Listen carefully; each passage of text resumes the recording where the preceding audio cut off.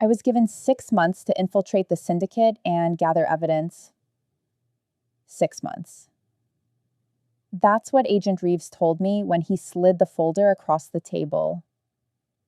His face was expressionless, clinical, like he was offering me a regular desk job instead of asking me to walk into the lion's den. 6 months, he repeated. That's all we need. I stared at the photograph clipped to the inside cover. Dark eyes, sharp jawline, a face that belonged on magazine covers, not wanted posters. But this wasn't a modeling portfolio. This was a target, Dante Moretti. The name alone made people nervous. He owns half the city, Reeves said. Legitimate businesses on the surface, restaurants, hotels, event venues. But underneath, there's a network. We know it's there. We just can't prove it. I didn't look up. My hands were folded on the table, steady, calm, but inside my heart was racing. Why me? I asked. Reeves leaned back in his chair. Because you're smart, because you're trained, and because you need this. He didn't have to say the rest. My younger sister, Emma, was in her 3rd round of treatment. The medical bills were crushing me. I'd already sold everything I owned, borrowed from people I shouldn't have. It still wasn't enough. The agency knew that. They always knew where to press. We'll cover her treatment, Reeves said quietly. All of it. Every procedure. Every medication. You just have to do your job. I looked at him then, really looked at him. His eyes were cold, empty. This wasn't charity, it was leverage. But Emma's face flashed in my mind. Her smile, her laughter, the way she held my hand during the worst days and told me not to worry. I couldn't let her die. So I nodded. Good, Reeves said. He pulled out another file, thicker this time. You'll start next week. We've arranged a position for you at one of his venues. Event coordinator. It's a natural fit for someone with your background.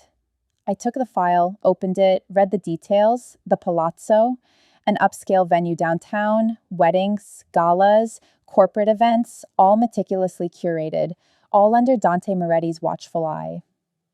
Your cover is solid, Reeves continued. We've built you a full history. References, portfolio, everything checks out. Just stick to the script and don't improvise.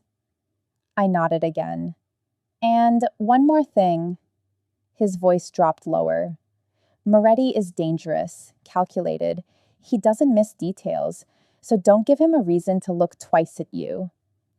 Too late for that, I thought later, because the first night I walked into the Palazzo, I felt his eyes on me. The venue was stunning. Crystal chandeliers hung from vaulted ceilings. Marble floors gleamed under soft lighting. Everywhere I looked, there was elegance, control, precision. I was setting up for a charity gala, my first real assignment.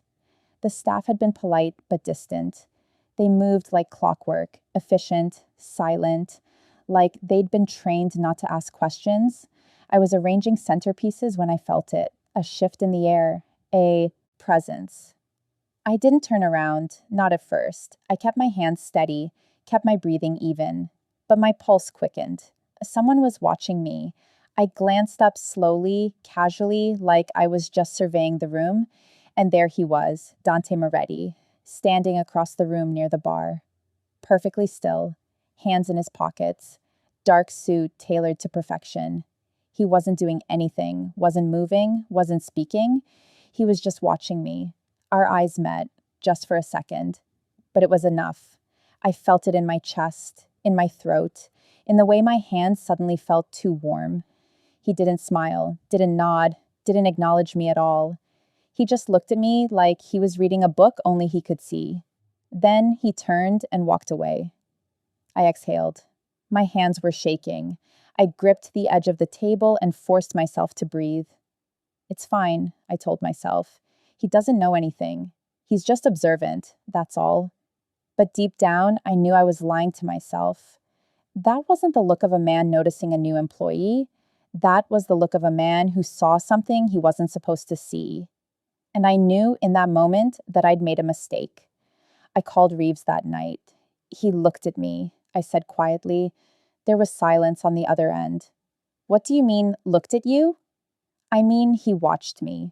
The entire time I was setting up, he didn't approach, didn't say anything, he just watched. Another pause. That's normal, Reeves said finally. He owns the place. He's probably just checking up on things. It didn't feel normal. You're overthinking it. His voice was clipped, impatient. Stick to the plan, don't panic, and don't do anything stupid. He hung up. I sat on the edge of my bed in my tiny apartment. The walls felt too thin, the space too small. I thought about Emma, about her hospital room, about the way she smiled when I visited. I thought about the folder on my kitchen table, the mission briefing, the timeline, 6 months. I could do this. I had to do this. But when I closed my eyes, all I saw was him, standing across the room, watching, waiting, like he already knew every secret I was trying to hide. Reeves had told me Dante Moretti was dangerous, calculated, impossible to read, but nothing prepared me for the way he looked at me, like I was the most interesting thing in the room, and the most dangerous. I pulled the blanket tighter around my shoulders and stared at the ceiling. 6 months, I reminded myself. Just 6 months. But somehow I knew it wouldn't be that simple, because the way he looked at me wasn't curiosity, it was recognition. And that scared me more than anything else. I'd walked into his world thinking I was invisible, but he'd seen me, really seen me. And now I wasn't sure I'd ever be able to hide again. The days that followed were worse. I kept my head down, did my job, arranged flowers, coordinated vendors, smiled at guests. But I felt him everywhere, even when he wasn't in the room.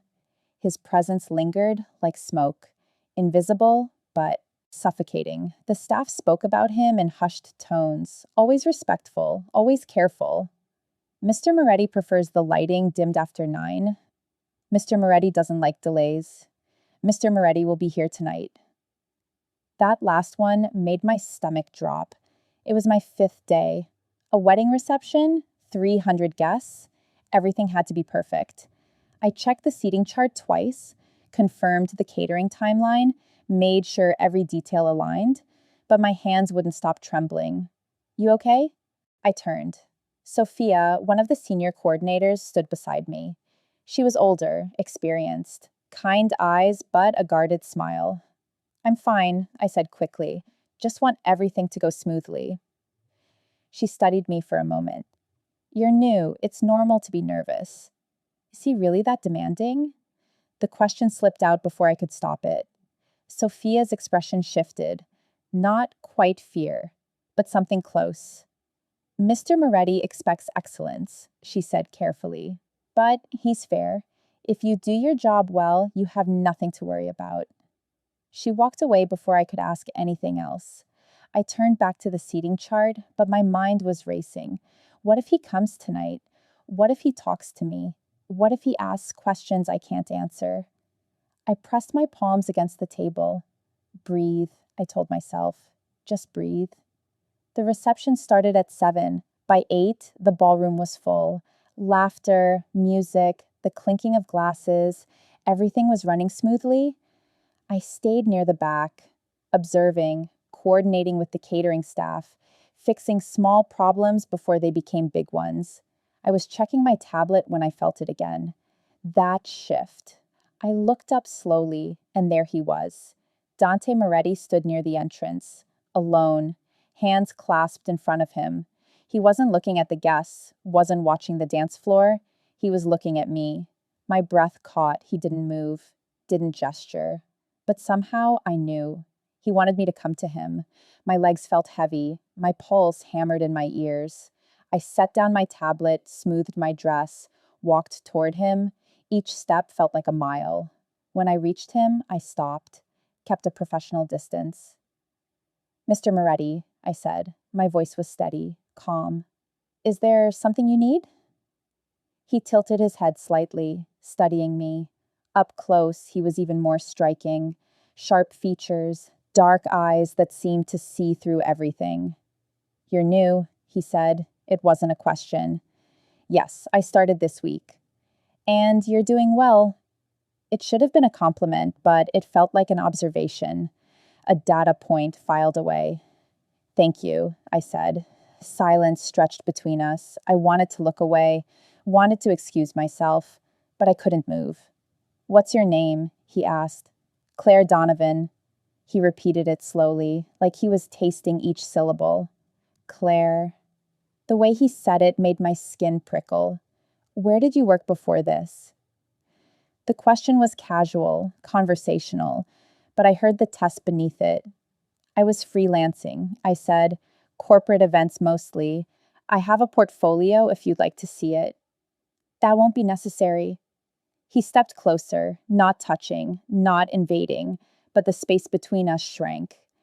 You seem nervous, he said quietly. My heart slammed against my ribs. It's my first big event here, I said. I want to make a good impression. His lips curved, just barely.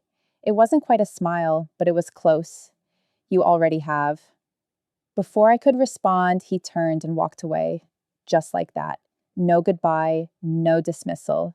He simply left. Stood frozen, my hands clenched at my sides. Sophia appeared beside me. What did he say?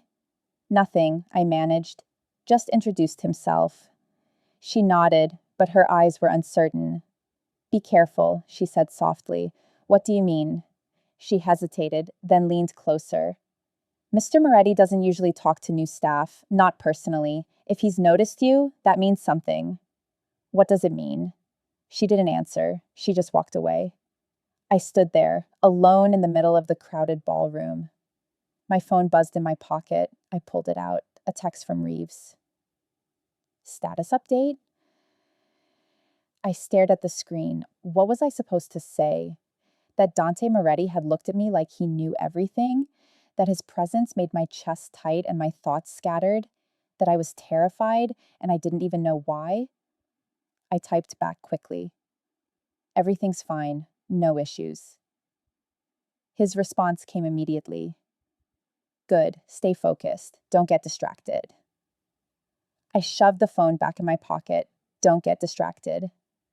Too late. Because when I closed my eyes, all I saw was him. Standing too close, speaking too softly, looking at me like I was a puzzle he intended to solve. The reception ended at midnight. I stayed late, helped the cleanup crew, double-checked everything. By the time I left, the building was nearly empty. My car was parked in the back lot, away from the main entrance. I walked quickly, keys already in hand. The air was cold, sharp. It bit at my skin. I was almost to my car when I heard footsteps behind me. I froze, turned slowly. A man stood a few feet away. Tall, broad shoulders, face half hidden in shadow. Not Dante. Someone else. Claire Donovan? He asked. My throat tightened. Who's asking? He stepped into the light. I recognized him immediately. Marcus Cole, my handler's second, the one who briefed me before I started. We need to talk, he said. Not here. Yes, here. His voice was hard. You're getting too close. I'm doing my job. Your job is to gather information, not to get noticed. I didn't do anything wrong. He talked to you tonight. It wasn't a question. For over 2 minutes, in front of his entire staff. He introduced himself, that's all. Marcus stepped closer, his expression dark. That's not all. Moretti doesn't waste time on people who don't matter. If he's paying attention to you, that means you've triggered something. Or maybe I'm just good at my job. Don't be naive. His voice dropped. This man is dangerous. If he suspects you for even a second, you're dead, and so is your sister. The words hit like ice water. I swallowed hard. I know what I'm doing. Do you? He studied me. Because from where I'm standing, you look scared. I'm not scared. But my voice shook. He noticed. Get it together, he said, or we pull you out now. No. The word came out sharper than I intended. Emma needs this. I'm not walking away. Marcus stared at me for a long moment, then he nodded. Once. Fine, But if Moretti gets too close, you call me immediately. Understood? Understood. He turned and walked away, disappeared into the shadows. I stood alone in the parking lot. My hands were shaking again. I got into my car, locked the doors, gripped the steering wheel. Emma's face flashed in my mind, her smile, her hope. I couldn't let her down, no matter what it cost. Even if it meant standing in front of Dante Moretti and pretending I wasn't afraid, even if it meant lying to a man who seemed to see straight through me. I started the car and drove home, but the entire way I felt his eyes on me, watching, waiting. And I knew with absolute certainty that everything was about to change. 3 days passed before he spoke to me directly, 3 days of working in silence, of feeling his presence even when he wasn't there, of jumping every time a door opened. I threw myself into the work, coordinated 2 smaller events, a corporate dinner, an anniversary party. Everything went smoothly, but I couldn't shake the feeling that I was being watched. Sophia noticed. "You're doing fine," she said one afternoon. "Stop looking over your shoulder." "I'm not." "You are." She handed me a folder. New event, Friday night, private dinner, 20 guests. I took the folder, scanned the details. My stomach dropped. "This is at his estate," Sophia nodded. "Mr. Moretti hosts private dinners once a month. Very exclusive, very important." "Why me?" "Because you're good, and because he requested you." The words hung in the air. "He requested me specifically." "Yes." Her voice was careful. "He was impressed with how you handled the wedding reception." I stared at the folder. This was what Reeves wanted. Access, proximity, information. But my hands wouldn't stop trembling. "Claire?" Sophia's voice softened. "Are you sure you're okay?" "I'm fine," I lied. "Just want to make sure everything's perfect." She studied me for a moment, then nodded. "You'll do great," she said, but she didn't sound convinced. I called Reeves that night. "He requested me for a private event," I said, "at his estate." Silence on the other end. Then, "This is good." "Is it?" "Yes. This is exactly what we need. You'll have access to his home, his private spaces. This is your opportunity." My throat felt tight. What if he suspects something? "He doesn't. If he did, you'd already be gone." The casual way he said it made my blood run cold. "Just stay calm," Reeves continued. "Do your job, observe everything, report back." "And if something goes wrong?" "Nothing will go wrong, not if you follow protocol." He hung up. I sat in the darkness of my apartment. Emma's medication bottles lined the kitchen counter, reminders of why I was doing this. I picked up my phone, scrolled to her contact. She'd sent me a photo earlier, her smiling in her hospital bed. Thumbs up. "Feeling good today? Love you." I stared at the message. She was counting on me. I couldn't fail her. Friday came too quickly. I arrived at the estate an hour early, gave myself time to prepare, to memorize the layout, to steady my nerves. The house was massive, stone exterior, sweeping gardens, tall iron gates that closed behind me with a heavy finality. A woman met me at the entrance, older, elegant, gray hair pulled back in a neat bun. "Miss Donovan," she said, "I'm Helena, Mr. Moretti's housekeeper. I'll show you where everything is." She led me through the house. Every room was immaculate, dark wood, expensive art, everything carefully curated, but it didn't feel cold. It felt lived in, personal. "The dining room is this way," Helena said. She pushed open a set of double doors. The room was stunning. Long table, crystal glassware, candles already lit. "Mr. Moretti prefers understated elegance," Helena said. "Nothing too formal. He wants his guests to feel comfortable." I nodded, made notes. "The caterers will arrive in 30 minutes," she continued. "If you need anything, I'll be in the kitchen." She left me alone. I walked around the table, adjusted place settings, checked the lighting. Everything was perfect, but my hands wouldn't stop shaking. "You're early." I spun around. Dante stood in the doorway. He wasn't wearing a suit, just dark slacks and a white shirt, sleeves rolled to his elbows. He looked different, more relaxed, but his eyes were just as sharp. I wanted to make sure everything was ready, I said. He stepped into the room, hands in his pockets. And is it? Yes. He walked slowly around the table, studying the setup. I stayed still, barely breathing. You have an eye for detail, he said. Thank you. He stopped beside me, close enough that I could smell his cologne, something subtle, expensive. How long have you been doing this? He asked. Event coordination? About 5 years. And before that? The question felt loaded. I was in school, business management. Where? State University. He nodded slowly, like he was filing the information away. Do you enjoy it, the work? Yes, I like making things beautiful, making people happy. Noble. The word felt like mockery, but his tone was neutral. What about family? He asked. Do you have anyone? My heart stuttered. I have a sister. Older or younger? Younger. Close? Very. He turned to face me fully, his eyes locked on mine. That must be difficult, Hyde, he said quietly, being away from her. Sometimes. Does she live nearby? The questions felt like traps, each one carefully placed. She's dealing with some health issues. She's in treatment. I don't know why I said it, maybe because the lie felt too heavy, maybe because his eyes made it impossible to hide. Something shifted in his expression, softened. I'm sorry, he said, and he sounded like he meant it. It's okay. She's strong. Like you. The words hit differently than I expected. I'm not that strong, I said. I think you are. Silence fell between us, heavy, charged. The guests will arrive soon, he said finally. I should let you finish preparing. He turned to leave, then stopped. Claire? Yes. Thank you for being here.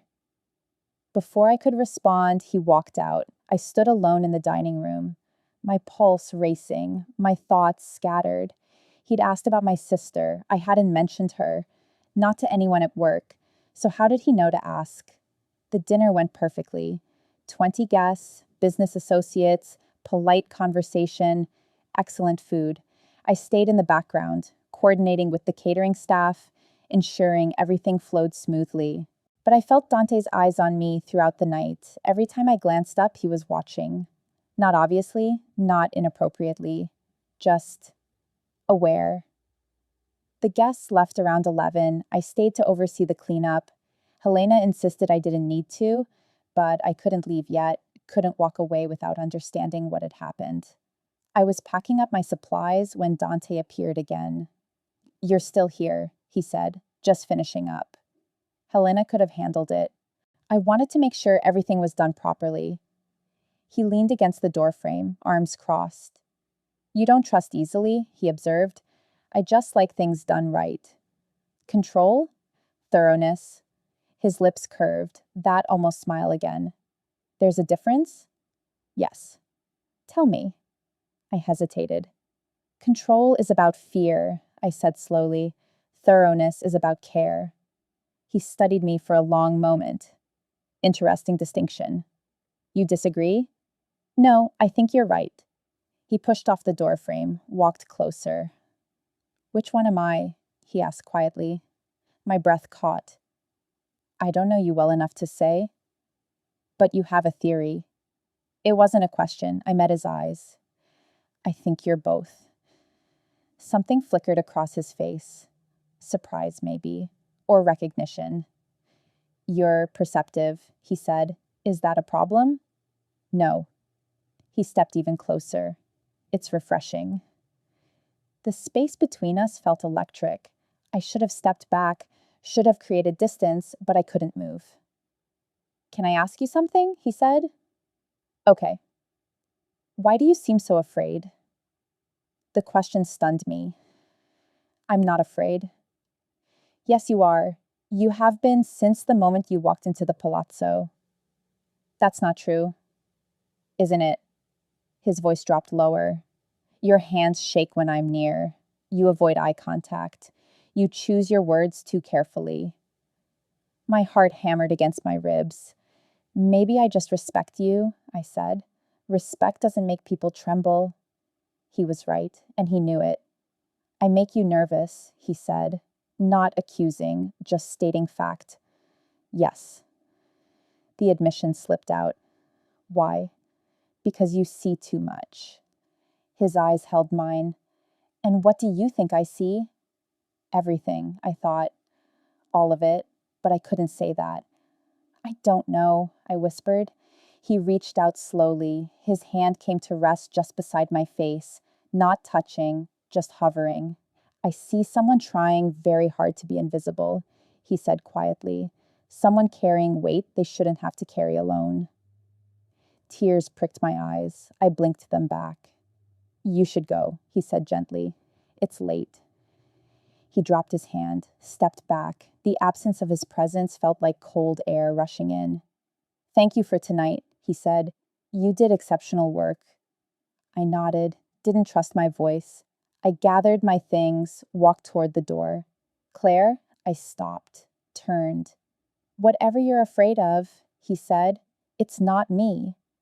I wanted to believe him, but as I drove home that night, my hands wouldn't stop shaking because he was wrong. I wasn't afraid of him. I was afraid of how much I wanted to trust him, and that was infinitely more dangerous. The next 2 weeks blurred together. More events, more coordination, more stolen glances across crowded rooms. Dante attended almost everything now, which was unusual, Sophia told me.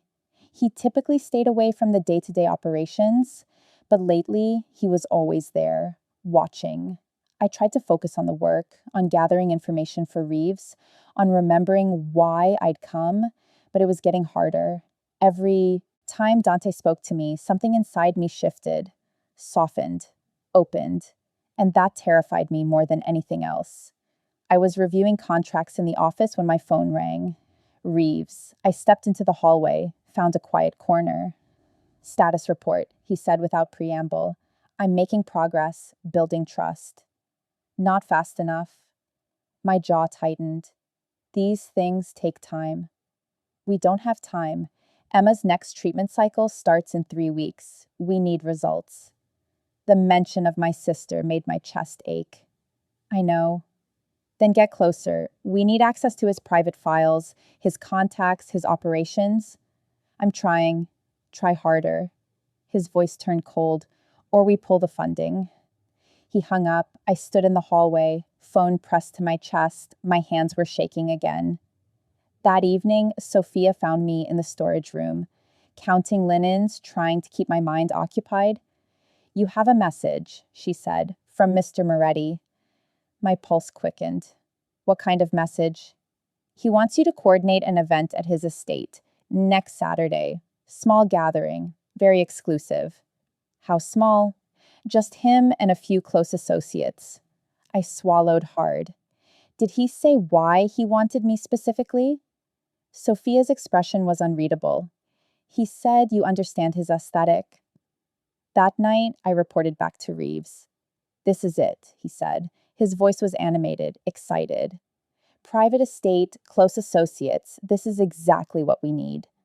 What if something goes wrong? Nothing will go wrong. You'll coordinate the event, observe, take note of everyone there. If you get a chance, plant the surveillance device we gave you. My stomach churned. Where? His study, his office, anywhere private. That's too risky. It's necessary. We need audio. We need proof. And if he catches me? Silence. Then don't get caught. He hung up. I sat in the darkness of my apartment. The surveillance device was hidden in my drawer. Small, innocuous, but it felt like it was burning a hole through the wood. I thought about Emma, about her smile, her hope. I thought about Dante, about the way he looked at me, like I mattered, and I hated myself for caring which one I'd betray. Saturday arrived too quickly. I drove to the estate with my supplies in the back seat and the surveillance device hidden in my pocket. My heart hammered the entire drive. Helena met me at the door, same elegant composure, same careful smile. Miss Donovan, welcome back. Thank you. She led me through the house, but this time we went deeper, past the public rooms, into the private wing. Mr. Moretti thought you might want to see the space before you begin, she said. We stopped in front of a set of double doors. She pushed them open. The room took my breath away. It was a library. Floor-to-ceiling bookshelves, leather chairs, a fireplace, soft lighting that made everything feel warm and intimate. He'll have drinks here before dinner, Helena said. Something comfortable, relaxed. I stepped inside, ran my hand along the back of one of the chairs. It's beautiful. He spends most of his time here, Helena said quietly. It's his favorite room. She left me to explore. I walked slowly around the space, taking in every detail. This wasn't just a room, it was personal, private, a glimpse into who he really was. Books on history, philosophy, art, some in Italian, some in English, a chess set on a side table, half-finished game, a photo on the mantle, Dante with an older woman, his mother maybe, both smiling. It was the first time I'd seen him smile, really smile. My chest ached. Do you play? I spun around. Dante stood in the doorway, hands in his pockets, watching me with those dark, knowing eyes. Chess? I managed. Yes, not well. I could teach you. The offer hung in the air between us. Maybe, I said. He stepped into the room, closed the door behind him. My pulse quickened. You seem nervous again, he observed. I just want tonight to go well. It will. You're very good at what you do. He moved closer, slow, deliberate. Can I offer you something to drink? He asked. Wine? Water? Wine would be nice. He walked to a small bar in the corner, poured 2 glasses, handed one to me. Our fingers brushed, just for a second. But I felt it everywhere. Tell me something, he said. What? Why did you really take this job? The question caught me off guard. I needed the work. There are other venues, other opportunities. Why the Palazzo? I took a sip of wine, bought myself time. The reputation, the quality. I wanted to work somewhere that mattered. He studied me over the rim of his glass. You're lying. My throat tightened. I'm not. Yes, you are. You do it when you're uncomfortable. Your voice changes. You look away. He was right, and he knew it. Why does it matter? I asked. Because I'm trying to understand you. Why? Because you're different. The admission hung between us. Different how? I whispered. He set down his glass, stepped closer. Most people want something from me. Money, power, access, but you. He paused. You look at me like you're trying to solve a puzzle. Like you can't decide if I'm dangerous or just misunderstood. My breath caught. Which are you? Both. The honesty surprised me. Your sister, he said quietly. How is she? The change in topic made my head spin. She's managing. Treatment is expensive. It wasn't a question. Yes. Is that why you took this job? To help pay for it? Tears pricked my eyes. I looked away. I'm sorry, he said. I didn't mean to pry. It's okay. No, it's not. He reached out, gently turned my face back toward his. I know what it's like to feel helpless, to watch someone you love suffer and not be able to fix it. His thumb brushed my cheek, just once. Then he dropped his hand. If you need help, he said, ask. I can't. Why not? Because I'm here to destroy you, I thought. Because everything I've told you is a lie. But I couldn't say that. Because I don't want to owe anyone, I said instead. It wouldn't be a debt. It would be a choice. The way he looked at me made my heart ache. I should get ready, I said. Your guests will be here soon. He nodded, stepped back. Claire? Yes? Whatever you're carrying, whatever burden you think you have to bear alone, You don't. I wanted to believe him. God, I wanted to believe him. But the surveillance device in my pocket felt like a stone. The evening began at 7. 6 guests arrived.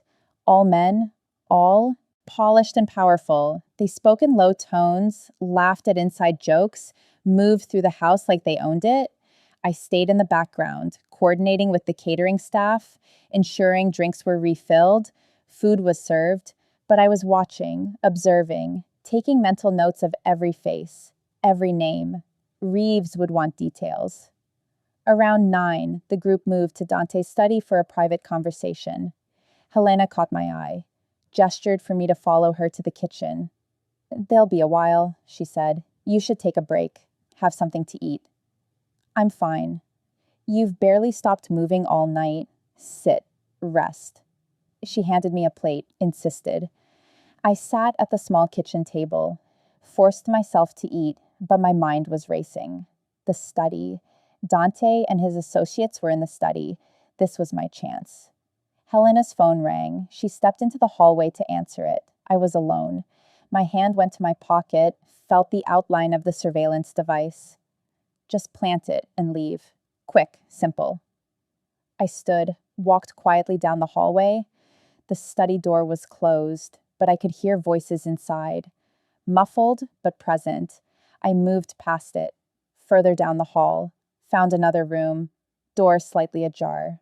I pushed it open. It was an office, smaller than the study, desk, computer, filing cabinets. This would work. I pulled out the device, hands shaking, found a spot behind a bookshelf. Hidden, secure. I pressed the adhesive backing, positioned it carefully. 1 second, 2 seconds, done. I stepped back, turned toward the door, and froze. Dante stood in the doorway, just watching me. My heart stopped. "I was looking for the restroom," I said quickly. Too quickly. He didn't respond. Just looked at me with those dark eyes that saw everything. "It's down the hall," he said quietly. "Other direction." "Right, sorry, I got turned around." He stepped into the room. The door closed behind him with a soft click. We were alone. "What are you really doing here, Claire?" His voice was calm, almost gentle, but there was steel beneath it. "I told you, I got lost." "No." He moved closer. "What are you really doing? In my house, in my life?" My throat closed. "I don't know what you mean." "Yes, you do." He was standing right in front of me now, close enough that I could see the flecks of gold in his dark eyes. "I've known since the beginning," he said quietly. "Since the first night you walked into the palazzo." The world tilted. "Known what?" "That you're not who you say you are?" My pulse roared in my ears. "I don't understand." "Yes, you do." His hand came up, cupped my face. "Someone sent you to watch me, to gather information, to find something you can use against me?" Tears burned my eyes. I couldn't speak, couldn't move.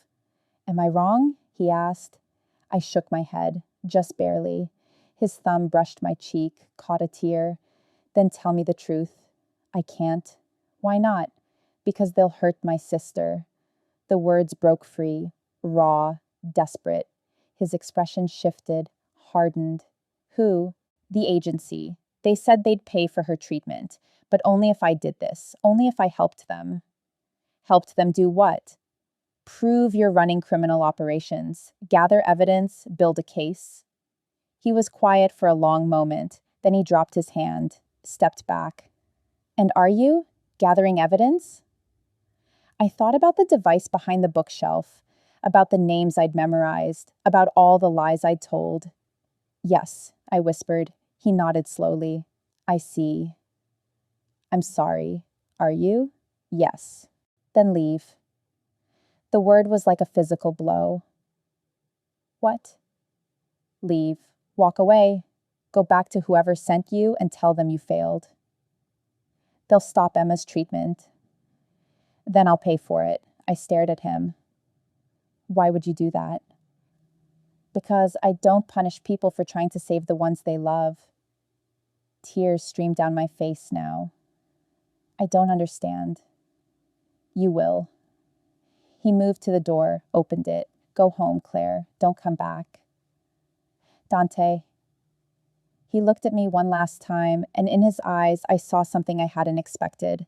Not anger, not betrayal, just sadness. Go, he said quietly, before I changed my mind about letting you walk away. I left, drove home in a daze, and when I collapsed on my couch, phone clutched in my hand, I realized something. He'd known the entire time. He'd let me stay, let me get close, let me see who he really was, and now I had to decide. Complete the mission and lose him, or walk away and lose everything else. Either way, something inside me was already broken. I didn't sleep that night. Just lay in the darkness, staring at the ceiling, replaying every word. He knew. He'd always known. And he'd let me stay anyway. Why? My phone buzzed at 6 a.m. Reeves. Meeting now, usual place. I dragged myself out of bed, got dressed, drove to the coffee shop 3 blocks from my apartment. He was waiting in the back corner, face hard, eyes cold. I slid into the seat across from him. You planted the device? He asked. Yes. Good. We're getting audio, clear conversations, names, transactions. My stomach turned. Claire, his voice sharpened. What's wrong? Nothing. Don't lie to me. I met his eyes. He knows. Reeves went very still. What? Dante. He knows who I am, what I'm doing. He's known from the beginning. That's impossible. It's not, he told me, last night. Reeves leaned back, ran a hand over his face. Did he threaten you? No. Did he hurt you? No. Then what did he do? He told me to leave, to walk away. He said he'd pay for Emma's treatment himself. Silence. Then Reeves laughed, cold, bitter. And you believed him? Yes. You're more naive than I thought. He leaned forward. This is a game, Claire. He's manipulating you, making you doubt the mission, making you feel sorry for him. I don't think that's what this is. Then you're not thinking clearly. His voice dropped. We have evidence now, real evidence. We're close to bringing down his entire operation. Don't throw that away because he looked at you with sad eyes. What if he's not who you think he is? He's exactly who we think he is, a criminal, a manipulator, a man who built his empire on corruption and violence. You don't know that. Yes, I do. He pulled out a file, slid it across the table. Read it. I opened the file slowly, photos, documents, reports, all detailing Dante's organization, the businesses he owned, the people he associated with, but nothing concrete, nothing that proved actual criminal activity. This doesn't show anything, I said. It shows connections, patterns. We just need more, and you're going to get it for us. He told me not to come back. So find another way. You're resourceful. You'll figure it out. I closed the file, pushed it back toward him. What if I don't want to? His expression turned dangerous. Excuse me? What if I want out? Out? He laughed again. There is no out. You signed a contract. You agreed to this. And if you walk away now, Emma loses everything. You're using her against me. I'm reminding you of what's at stake. He stood. You have 1 week. Get back in, get more evidence, or we're done here. He left. I sat alone in the coffee shop, hands shaking, heart racing. 1 week. I spent the next 3 days in limbo. Didn't go to work, didn't leave my apartment, just sat with my phone, waiting for something, anything. A text from Dante, a call from Sophia, but there was nothing, just silence. On the 4th day, my phone finally rang. Unknown number. I answered cautiously. Hello? Miss Donovan. Helena's voice, calm, professional. Mr. Moretti would like to see you. My heart stopped. Why? He didn't say, but he asked that you come to the Palazzo this evening, 6 o'clock. Helena, I don't think that's a good idea. He was very clear, 6 o'clock. She hung up. I stared at my phone. He wants to see me, after everything, after I'd betrayed him, after he'd sent me away. He wants to see me. I arrived at the Palazzo at 5:45. The venue was hosting a charity gala, hundreds of guests, music, laughter, champagne. I felt out of place in my simple dress, my minimal makeup. But I walked through the crowd, searching. Sophia found me first. Claire, she looked surprised. I didn't know you were coming tonight. Mr. Moretti asked to see me. Her expression shifted, concerned. Be careful, she said quietly. Why does everyone keep saying that? She didn't answer, just squeezed my arm and walked away. I found Dante on the balcony, alone, hands in his pockets, staring out at the city. I approached slowly, carefully. You wanted to see me, I said. He turned, looked at me for a long moment. Yes. Why? Because I need to show you something. Before I could respond, the lights inside flickered, then went out completely. Screams erupted from the ballroom. Dante's hand was on my wrist instantly, firm, commanding. Stay with me, he said. What's happening? They're here. Who? He didn't answer, just pulled me through a side door, down a hallway, away from the chaos. Behind us, I heard shouting, crashes, the sound of something breaking. Dante, what is this? A message, his voice was hard, from people who want me gone. We reached a heavy door. He pulled out a key, unlocked it, pushed me inside. The room was small, reinforced, a safe room. He locked the door behind us. The sounds from outside became muffled, distant. I pressed my back against the wall, heart hammering. What just happened? Arrival, organization. They've been making moves. Tonight they decided to be bold. Are people hurt? My security is handling it. You have security. Of course I have security. He turned to face me. Claire, this world I live in, it's not safe. Not for me, and not for anyone close to me. I'm not close to you. Aren't you?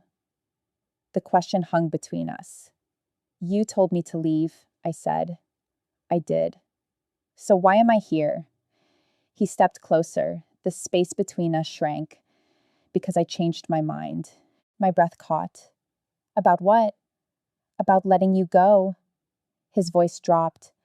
I told myself I should, that it would be safer for you, easier, but then I realized something.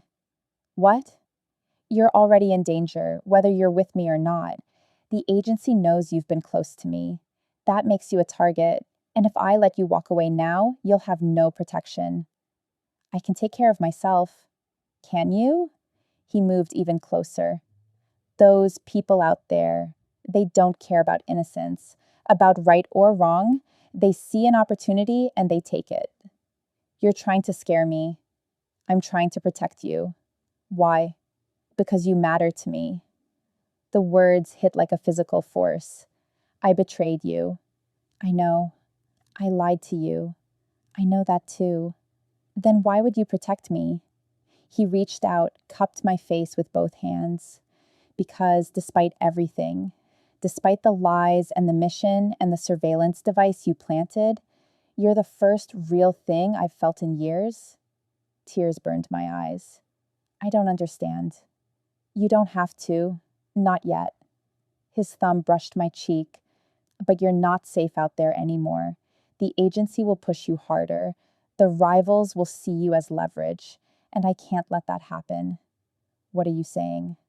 Stay with me, here, at the estate. Let me keep you safe. That's insane. Maybe, but it's the only option that keeps you alive. I stared at him. This man, this dangerous, complicated, impossible man, who knew everything I'd done, every lie I'd told, and was still offering me protection. What about Emma? I whispered. I meant what I said. I'll take care of her treatment, all of it, no strings, no conditions. Why would you do that? Because I can, and because she's important to you. The door behind us shook, someone pounding. Mr. Moretti, a voice, male, urgent. It's clear, they're gone.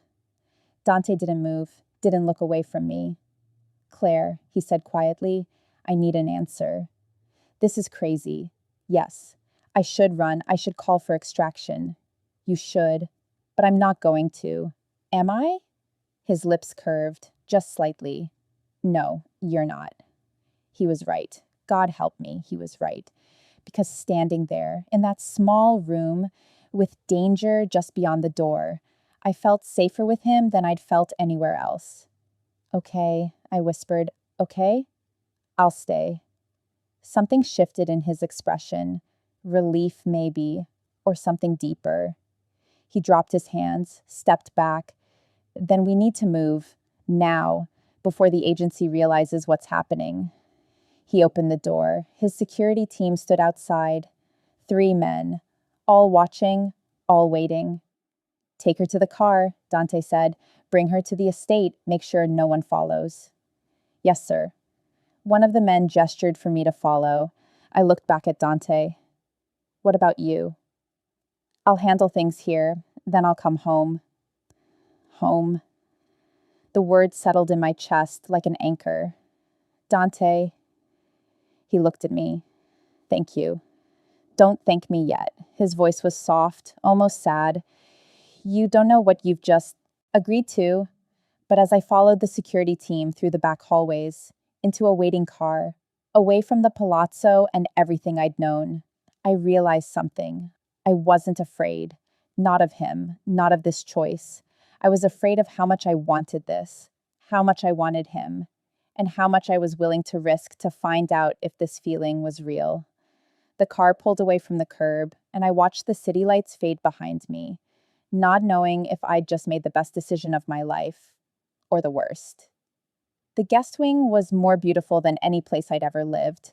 High ceilings, soft lighting, a bedroom with French doors that opened onto a private terrace.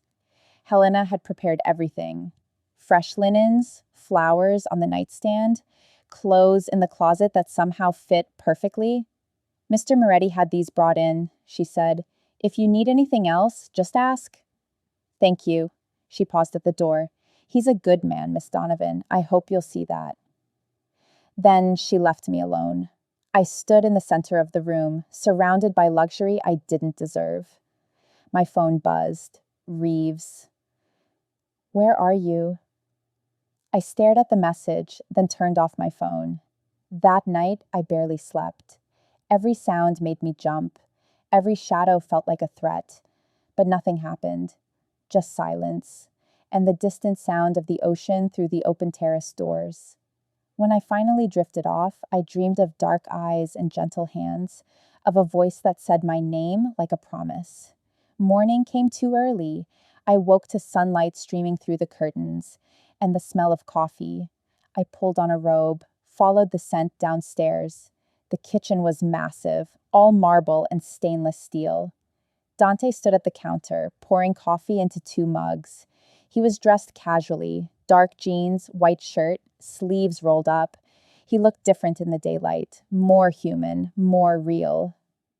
Good morning, he said without turning around. How did you know I was here? I always know. He handed me a mug. Cream? Sugar? Just black. Like me. The corner of his mouth lifted, almost a smile. We stood in comfortable silence, drinking our coffee. Did you sleep? He asked. A little. Nightmares? How did you know? You're not the first person to stay here under protection. Fear has a pattern. I looked down at my mug. I'm not afraid. Liar. But his tone was gentle, not mocking. What happens now? I asked. Now you live here. You stay safe. You heal. Heal from what? From whatever made you desperate enough to work for people who don't care if you live or die. The words hit hard. True. They said they'd help my sister. And they will, because I'll make sure of it. He set down his mug. I'm meeting with Emma's doctors this afternoon. I'll arrange for her transfer to a better facility, one with specialists who actually know what they're doing. Tears pricked my eyes. You don't have to do this. Yes, I do. Why? He looked at me for a long moment. Because you shouldn't have to choose between saving her and saving yourself. I couldn't speak. He moved toward the door, then stopped. Breakfast is in the dining room. Helena made too much as usual. Help yourself. Dante, he turned. What do I do all day? Just stay here?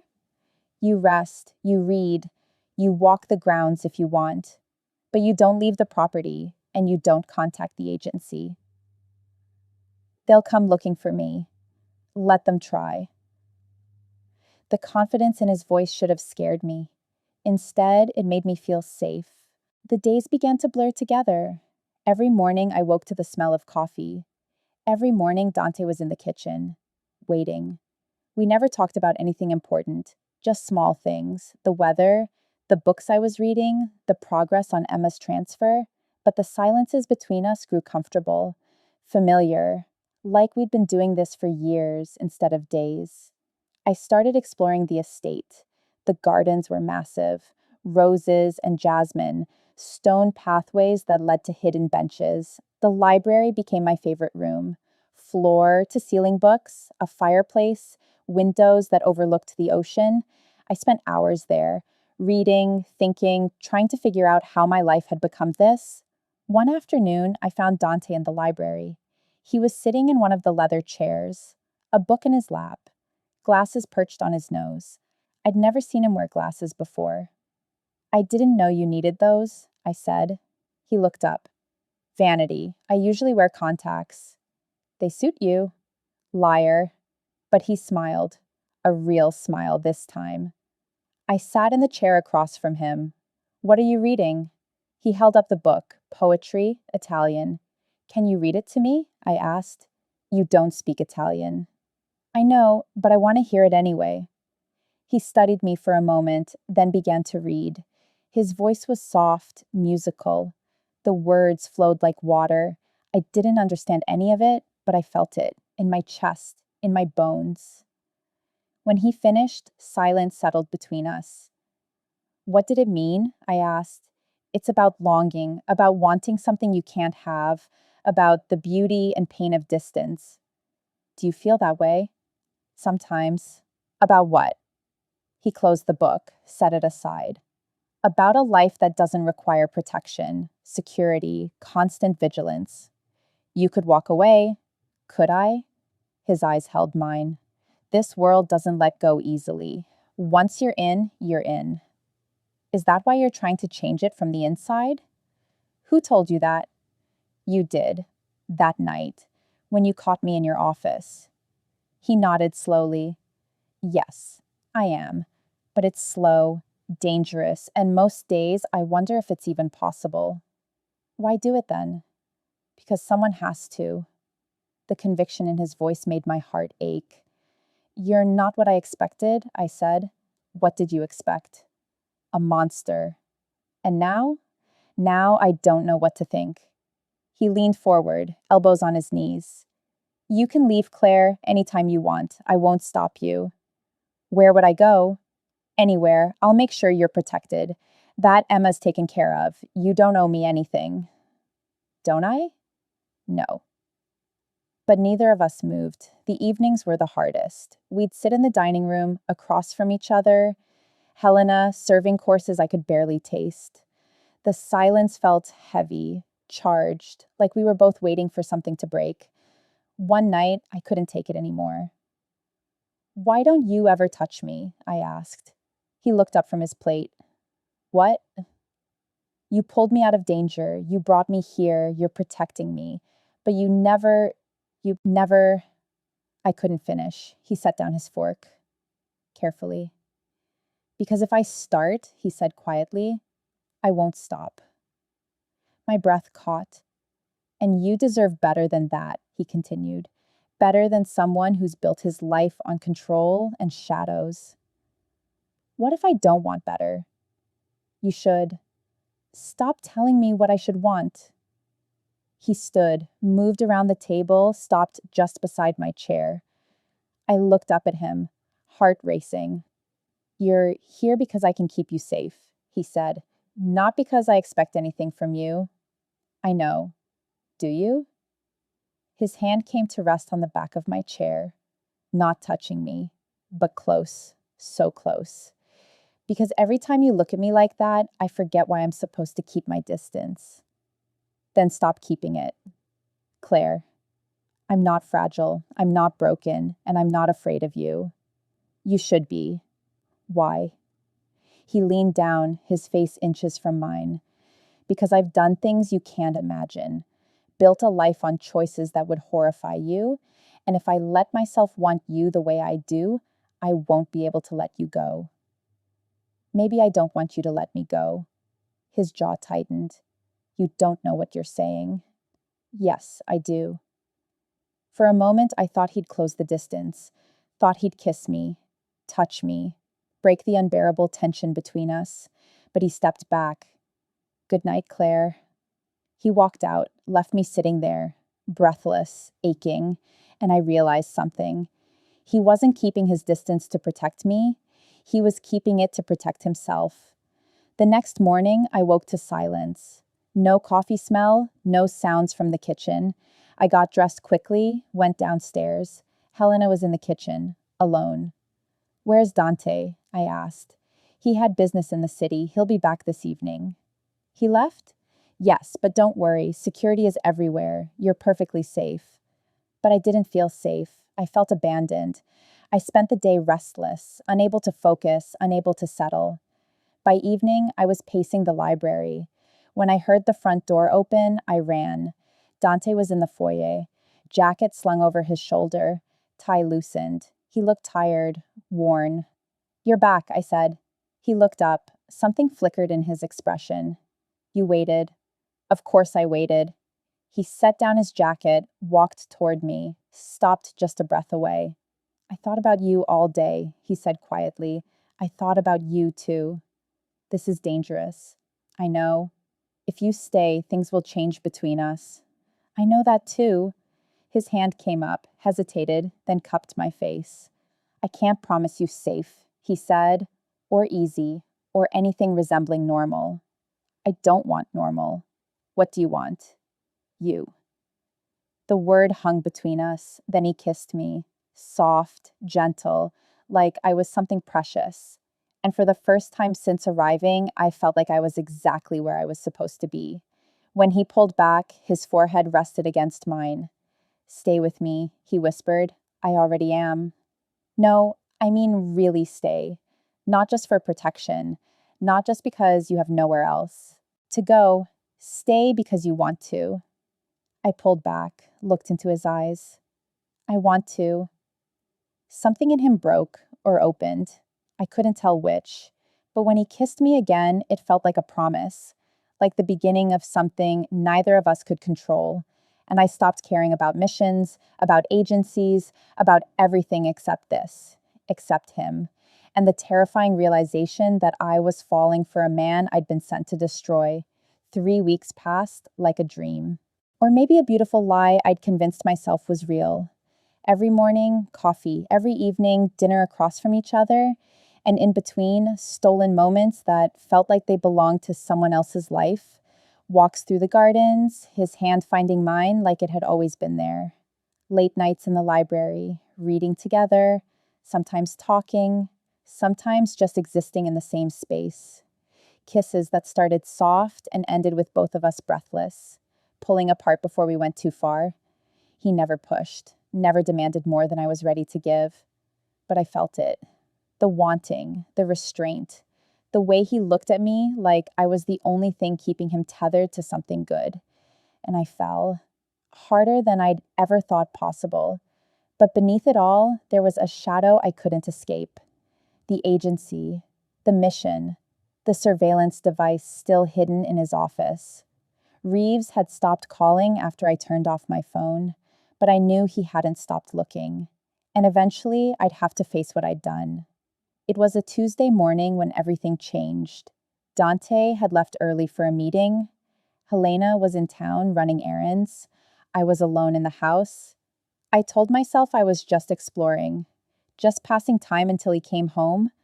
But my feet carried me to his study. The door was unlocked. It always was. He'd never hidden anything from me, never locked me out of any part of his life. That trust should have stopped me, but it didn't. I stepped inside. The room was exactly as I remembered. Dark wood, leather chairs, floor-to-ceiling bookshelves. His desk sat near the window, clean, organized. A laptop closed in the center. I walked toward it slowly, my heart hammering in my chest. This is wrong, I thought. This is a betrayal.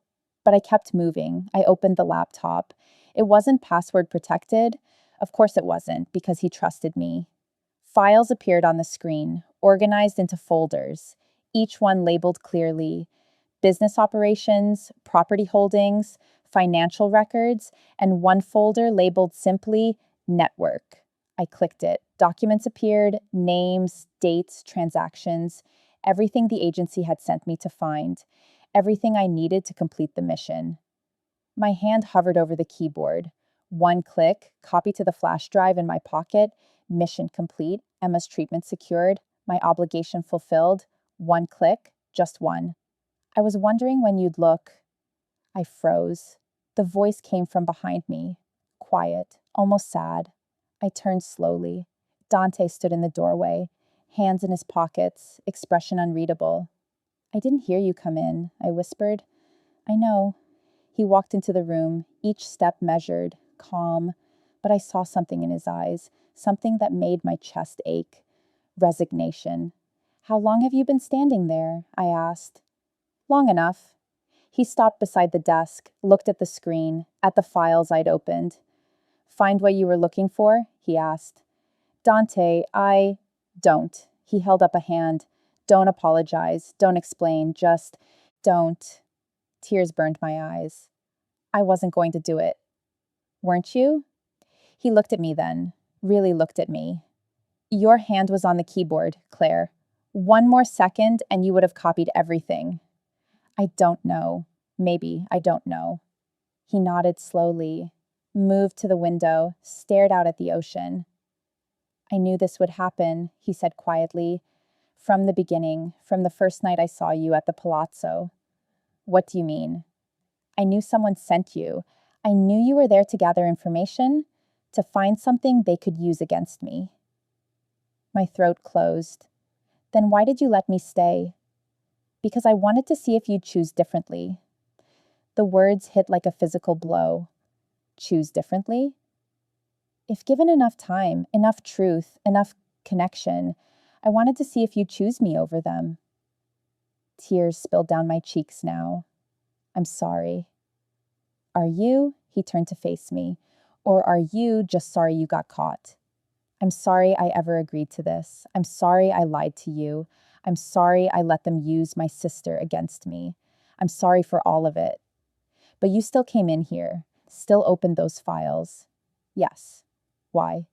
Because I'm scared. The admission broke free, raw, desperate. Because they threatened to stop Emma's treatment if I didn't finish the mission. Because I don't know how to protect her without giving them what they want. He was quiet for a long moment, then he moved to the desk, pulled out a folder, handed it to me. What is this? I asked. Open it. I did. Medical records. Emma's medical records, but updated, current. She's already been transferred, he said, to the best facility in the country, under a false name, with a team of specialists I personally vetted. I stared at the papers. When? 2 weeks ago. 2 weeks? My voice broke. You've been paying for her treatment for 2 weeks and didn't tell me? I wanted to tell you, but I was waiting. For what? For this moment, to see what you'd choose when you thought Emma's life still depended on completing the mission. The room spun. You were testing me? No, I was giving you a choice. A real one. Free from leverage. Free from coercion. That's not fair. No, it's not. He stepped closer. But neither is what they did to you. Using your sister. Using your desperation. Sending you into a situation they knew could get you hurt. They said you were dangerous. I am. They said you were running criminal operations. Some of what I do operates in gray areas. I won't lie about that. Then show me. I gestured to the laptop. Show me the truth. All of it. He studied me for a long moment, then he reached past me, opened a different folder. Files appeared, but these were different, detailed, documented. This is what I've been working on for the past 3 years, he said, dismantling the corrupt parts of the organization I inherited, cutting ties with operations that hurt people, redirecting resources toward protection, toward justice. I scrolled through the files, read the details, community programs, safe houses, legal advocacy for victims. The agency knows about this, he continued, but they don't care because I won't work with them, won't be their asset. So they'd rather destroy me than let me operate independently. Why didn't you tell me this before? Would you have believed me? Or would you have thought I was manipulating you? He was right. I wouldn't have believed him. Not without seeing it, without living here, without falling for him. What happens now? I whispered. He closed the laptop, gently removed it from my hands. That depends on you. What do you mean? You can leave. Take the information you found. Give it to the agency. Complete your mission. And if I do? Emma will still be taken care of. I meant what I said. No strings, no conditions. What about you? I'll survive. I always do. But the sadness in his voice told me it would cost him, maybe everything. Or, I asked, or you stay, really stay. Not as an operative, not as someone under protection, as someone who chooses to be here. And the agency? I'll handle them. How? By giving them something they want more than information on me. What's that?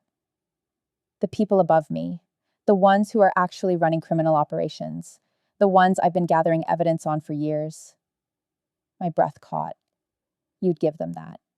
Yes. Why? Because you're worth more to me than revenge, than power, than any of this. I couldn't speak, couldn't breathe. I'm not a good man, Claire, he said quietly. I've done things I can't take back, made choices that keep me up at night. But with you, he paused. With you, I want to be better. And if that means sacrificing everything I've built, then that's what I'll do. Tears streamed down my face. I don't deserve that. Neither do I, but maybe that's the point. He reached out, cupped my face with both hands. Choose me, he whispered, not because you have to, not because you owe me. Choose me because you want to. I looked into his eyes, saw everything there, the vulnerability, the hope, the fear. I already chose you, I said, weeks ago. I just didn't know how to say it. Something in him broke. He kissed me then, deep, desperate, like I was air and he'd been drowning, and I kissed him back. Because he was right. This wasn't about missions or agencies or obligations. This was about two broken people finding something real in the middle of all the lies. When we finally pulled apart, his forehead rested against mine. What do we do now? I asked. Now I make a call, handle the agency, make sure they can never use you again. And then? Then we figure out what comes next, together. I nodded. He stepped back, pulled out his phone, but before he could dial, I caught his hand. Dante? Yes. Thank you for waiting, for giving me a choice, for seeing something in me worth protecting. His thumb brushed my cheek. Thank you for choosing me when you didn't have to.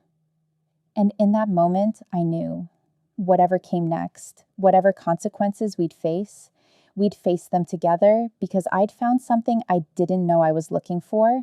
Not safety, not security, but home, in the most unexpected place, with the most unexpected person, and I wasn't letting go.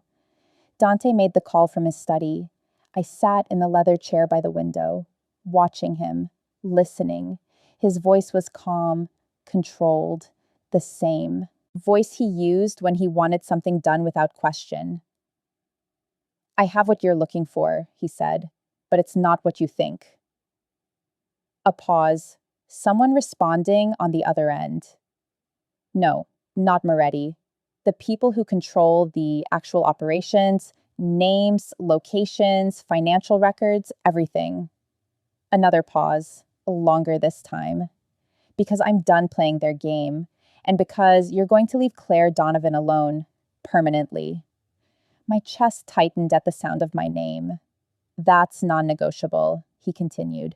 She walks away, clean, no surveillance, no harassment, no leverage using her sister, or the deal is off. Silence. Then, you have 48 hours. After that, I find another buyer. He hung up, turned to face me. It's done. Just like that. Just like that. I stood, moved toward him. What did you give them? Everything I've been collecting for 3 years. Evidence on the network that's been using my organization as a front. The real criminals. Won't that put you in danger? Probably. Dante. He reached for me, pulled me close. I've been in danger my entire life, Claire. This is no different. Yes, it is. You're doing this for me. I'm doing this for us. The word settled between us, heavy, real. Us. What happens after 48 hours? I asked. The agency takes the evidence, builds their case, and we disappear for a while. Let things settle. Disappear where? Anywhere you want. I looked up at him. What about Emma? She comes with us, or we stay close enough to visit, whatever you need. You've really thought this through. I've thought about nothing else for weeks. He guided me back to the chair, sat across from me. There's something else you need to know, he said. My stomach tightened. What? The organization I inherited. It wasn't always like this. When my father ran it, it was different. Legitimate businesses, community support, protection for people who had nowhere else to turn. What changed? He died, and people I trusted betrayed me. They let in operations that corrupted everything he built. Trafficking, extortion, things that destroy lives. Why didn't you just walk away? Because if I did, those people would take over completely. There'd be no one left trying to fix it. So you stayed. I stayed. I documented everything, gathered evidence, built cases against everyone involved, and I've been systematically cutting them out, one by one. That's why the agency thinks you're dangerous. Yes, because I won't work with them, won't become their asset. They wanted control, and I wouldn't give it to them. I reached across the space between us, took his hand. Show me, I said. Show me everything. No more secrets. He studied me for a long moment, then nodded. We spent the next 3 hours in his study.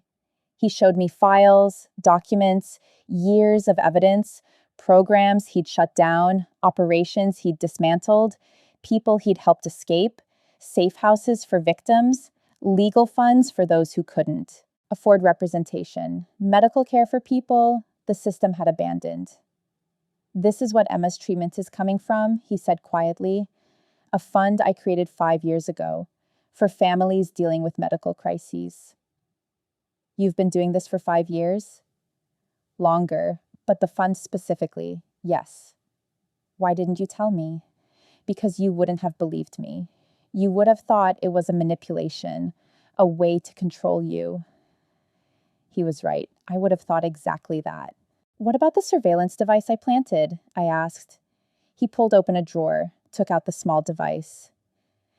Found it the same night you left it. And you didn't say anything. No, I let the agency listen, let them hear exactly what I wanted them to hear. Which was? Business meetings, boring financial discussions, nothing they could use. He set the device on the desk.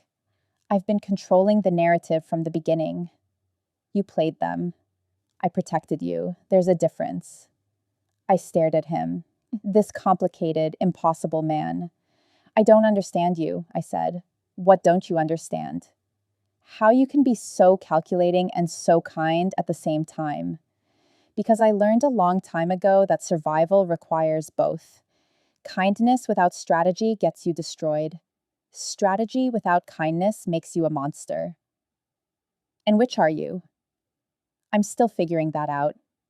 He stood, walked to the window, stared out at the darkening sky.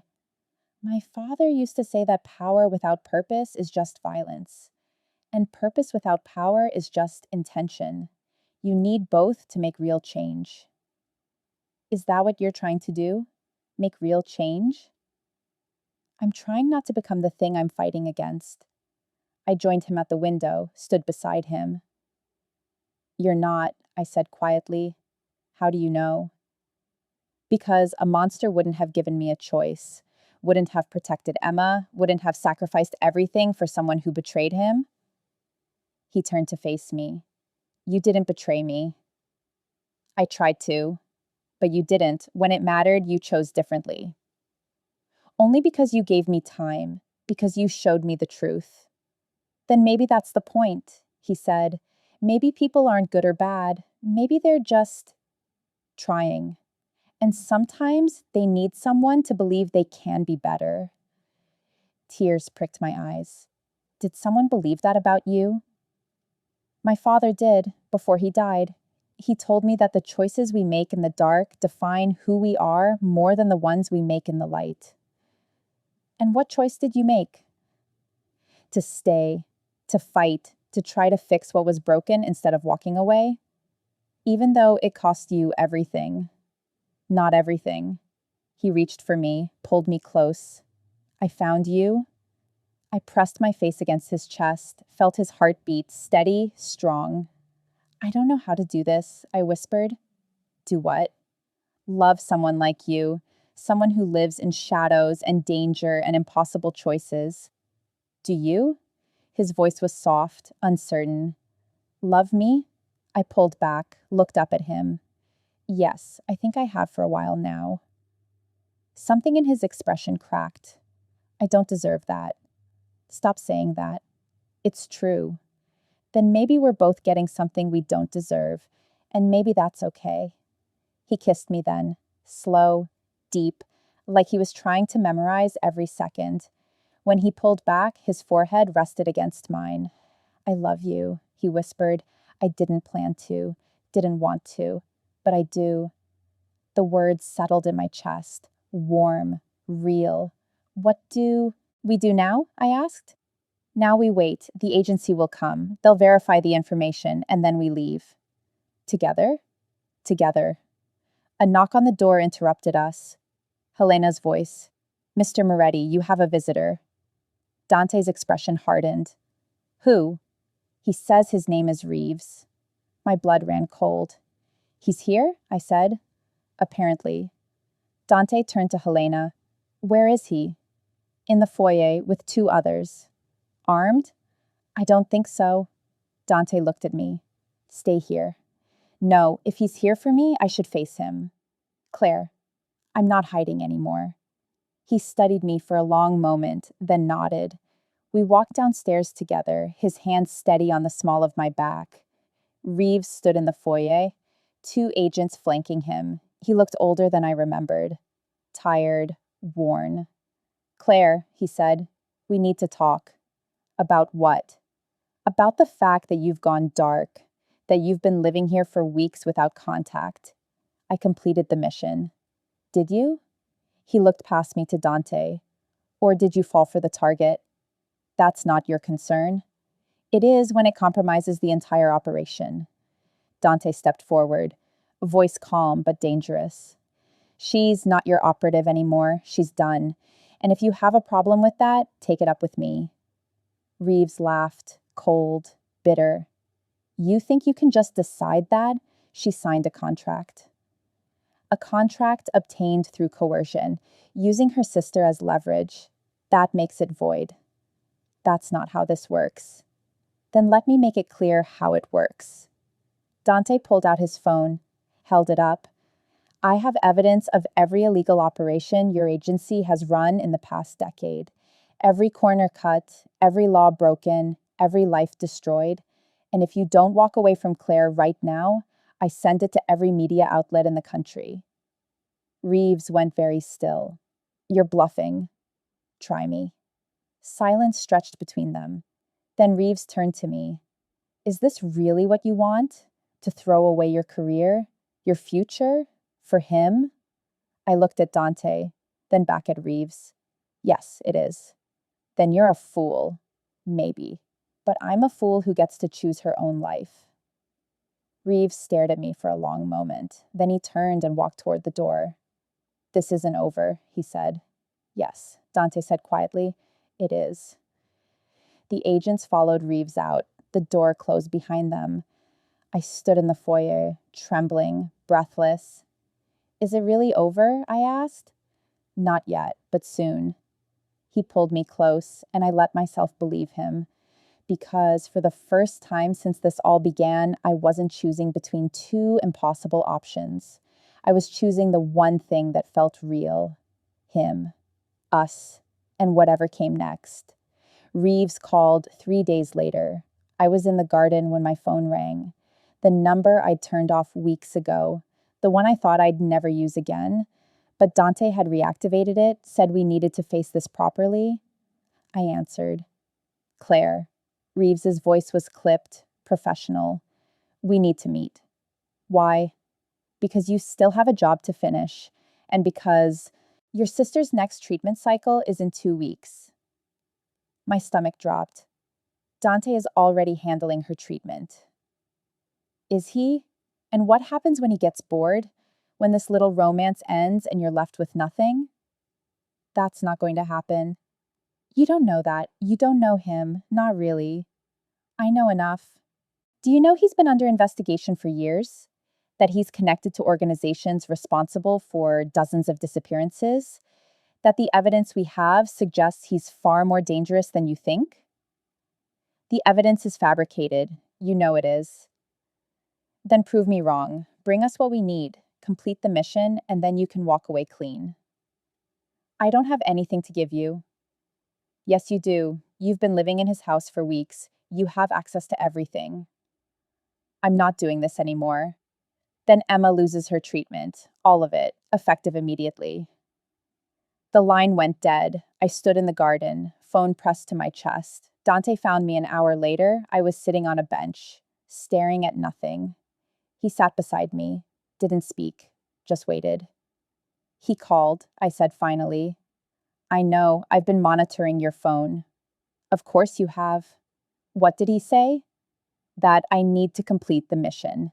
That Emma's treatment depends on it. He's lying, I told you. She's already been transferred, under a different name. They can't touch her. How do I know that's true? The question hung between us. He pulled out his phone, showed me a video. Emma, in a hospital room, smiling, talking to a nurse. The timestamp was from this morning. She's safe, he said quietly. I promised you that, and I keep my promises. Tears burned my eyes. He wants me to bring him files, evidence, something he can use against you. And are you going to? I looked at him, really looked at him. I don't know. Something flickered in his expression. Pain, maybe. I see. It's not that simple, Dante. He's threatening everything. My career, my future, everything I've worked for. I know. And you're asking me to throw it all away. For what? For you? For this? I'm not asking you to do anything. The choice is yours. He stood, started to walk away. Wait. I caught his hand. Don't go. Why not? If you're not sure about this, about us, then maybe I should make it easier for you. That's not fair. No, it's not. He turned to face me. But neither is asking you to choose between your sister's life and mine, between your career and your heart.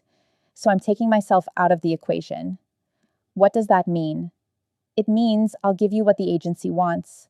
Files, evidence, everything. You can take it to Reeves, complete your mission, and then you're free. And what happens to you? I'll handle it. I always do. You'll be arrested, destroyed. Everything you've built will be gone. Yes. And you're okay with that? If it means you're safe, if it means Emma is taken care of, then yes. I stood, moved closer to him. I don't want that. What do you want? I want you to stop sacrificing yourself for me. I want you to fight, to protect what you've built. I can't do both, Claire. I can't protect you and protect this. So I'm choosing you. What if I don't want you to choose? Then what do you want? I didn't have an answer because the truth was complicated, messy, impossible. I wanted Emma safe. I wanted my life back. I wanted a future that didn't involve constant danger, but I also wanted him. And those two things felt mutually exclusive. That night, I couldn't sleep. I lay in bed, staring at the ceiling, mind racing. Dante had given me a flash drive, said it contained everything the agency wanted. It sat on my nightstand, small, innocuous. All I had to do was take it to Reeves, hand it over, walk away, mission complete. But my hand wouldn't move toward it because I knew what it would cost. Not just Dante, but everything he'd been trying to fix. All the people he'd been helping, the programs he'd built, the lives he'd changed. One flash drive, and it would all be gone. I got out of bed, pulled on a robe, walked downstairs. The house was dark, silent, but light spilled from under the study door. I pushed it open. Dante sat at his desk, glass of whiskey in hand, staring at nothing. Couldn't sleep? He asked without looking up. No, neither could I. I sat in the chair across from him. Talk to me, I said. About what? About what happens if I don't give them the flash drive. About what happens if we fight this together. He looked at me then, eyes tired, worn. We run, change our names, disappear, start over somewhere they can't find us. For how long? As long as it takes, maybe forever. And Emma? Comes with us, or we stay close enough to make sure she's taken care of. Whatever you need. That's not a life, Dante. That's hiding. Yes, it is. Is that what you want? I want you safe. Everything else is negotiable. I stood, walked to the window, stared out at the dark ocean. I can't ask you to do that. You're not asking, I'm offering. Why? Because I love you, and love means putting someone else's safety above your own desires. I turned to face him. What about what I want? What do you want? I want to stop running. I want to stop choosing between impossible options. I want a life where I don't have to sacrifice one thing to have another. That's not realistic. Then make it realistic. You're supposed to be this powerful, dangerous man, so use that power. Make it stop. I'm trying. Try harder. My voice broke on the last word. He stood, came to me, pulled me close. I'm sorry, he whispered. I'm sorry I brought this into your life. I'm sorry you have to choose. I don't want to choose. I want both. Emma safe, you free, a future that doesn't involve looking over our shoulders. That's not possible. Then we make it possible. He pulled back, looked at me. How? By doing what you've been doing, by fighting, by not giving up. That could take years.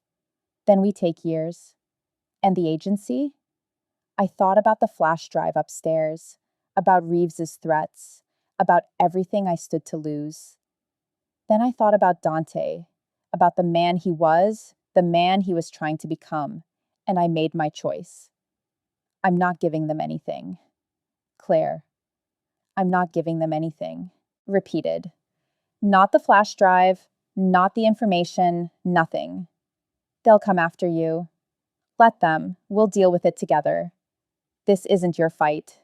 Yes, it is. The moment I fell in love with you, it became my fight. Something in his expression shifted, softened. You're sure? No, I'm terrified, but I'm sure about you, about us, and that's enough. He kissed me then, deep, desperate, like I'd just given him something he thought he'd lost. When we pulled apart, he rested his forehead against mine. We'll figure this out, he said. Together? Together. I went back upstairs, took the flash drive from my nightstand, walked to the bathroom and dropped it in the toilet, watched it sink. Then I flushed. The evidence disappeared, and with it, my old life, my career, my obligation to the agency, the person I'd been before all of this. It was gone, and I felt lighter than I had in months. The next morning, I called Reeves. "I'm out," I said. "Excuse me?" "I'm out. I'm not giving you anything. I'm not completing the mission. I'm done." "That's not how this works, Claire."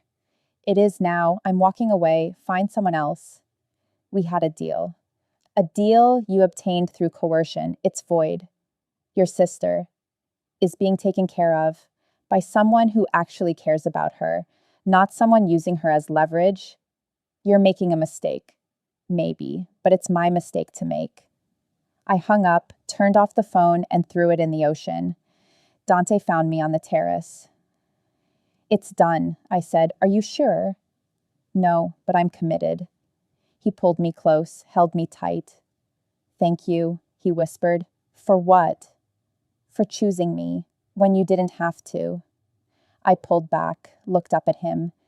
"You chose me first, the moment you let me walk away that night, the moment you protected Emma, the moment you gave me a real choice instead of an ultimatum." I meant what I said. "I love you." "I love you too." And I did. Not because he was perfect, not because this was easy, but because when I looked at him, I saw someone trying to be better, someone fighting for something real, and that was worth more than any career, any mission, any safe, predictable life. We'd figure out the rest, together, one impossible choice at a time. They came for me 2 days later.